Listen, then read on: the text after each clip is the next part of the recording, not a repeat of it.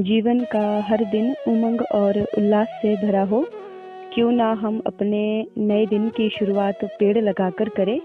आप सभी पेड़ पौधे लगाइए और उनका संरक्षण करते रहिए। आज हम एक ऐसी औषधि की बात करेंगे जिसको आप सबने देखा तो होगा, लेकिन कभी उसका इस्तेमाल नहीं किया होगा। और यह औषधि पूरे भारत में पाई जाती है।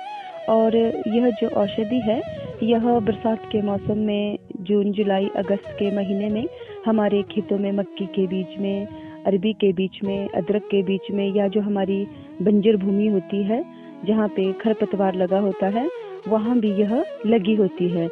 और यह औषधि इतनी अच्छी होती है कि यह मनुष्य के लिए भी अच्छा कार्य करती है।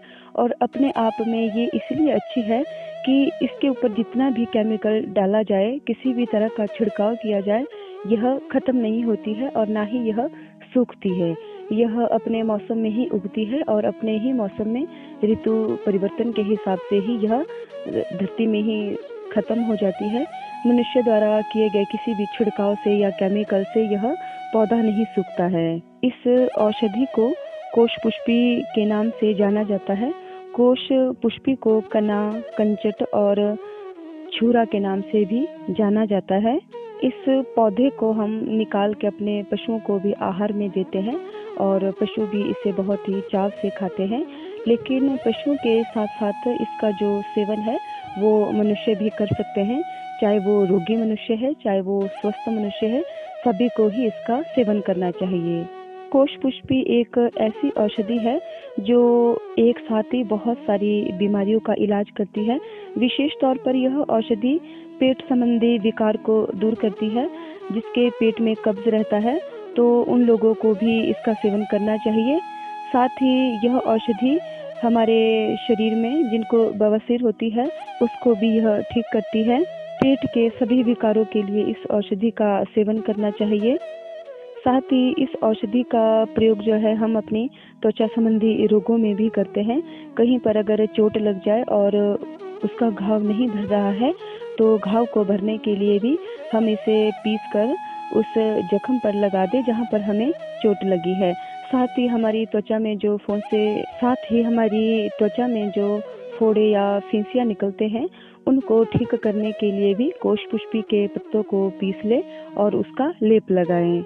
यह औषधि एंटीसेप्टिक का काम करती है, इसलिए कहीं भी आपके घाव हुआ है तो आप वहां पे इस औषधि को लगा सकते हैं।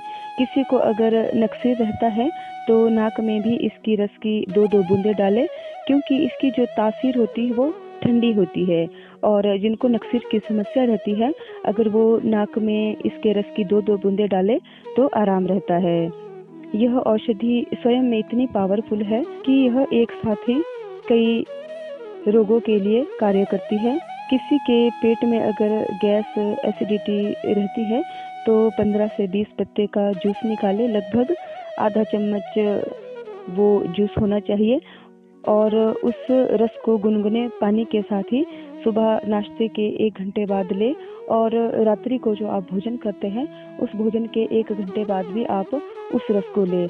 तो ऐसा करने से क्या होगा कि आपके पेट में दर्द भी ठीक रहेगा और आपका जो पेट में कब्ज रहता है वो भी सही रहेगा।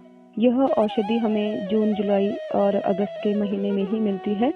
और अगर हम इस औषधि का प्रयोग 12 महीने करना चाहते हैं तो इसके पत्तों को निकाल कर आप सुखा लें और सुखाकर इसका पाउडर बना लें और उस पाउडर को अपने पास रखें। और जब भी आपको कोई पेट संबंधी विकार हो तो आप इसका सेवन आराम से कर सकते हैं। अगर आपके पास सुखाया हुआ इसका पाउडर है तो आधा चम्मच ही आप इसका सेवन करें। इस औषधि को दवाई के रूप में तो हम लेते ही हैं, लेकिन इसकी हम साग सब्जी भी आराम से बना सकते हैं।